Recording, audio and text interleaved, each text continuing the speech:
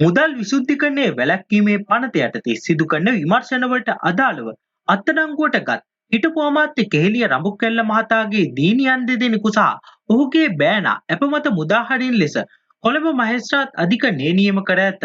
අල්ලස් කොමිසම සහ විත්තියේ නීතිඥවරු ඉදිරිපත් කර කරුණු සලකා බැලීමෙන් අනතුරුව කොළඹ ප්‍රධාන මහේස්ත්‍රාත් තනූජා ලක්මාලි ජයතුංග මහත්මිය විසින් මෙම නියෝගය නිකුත් කර තිබේ.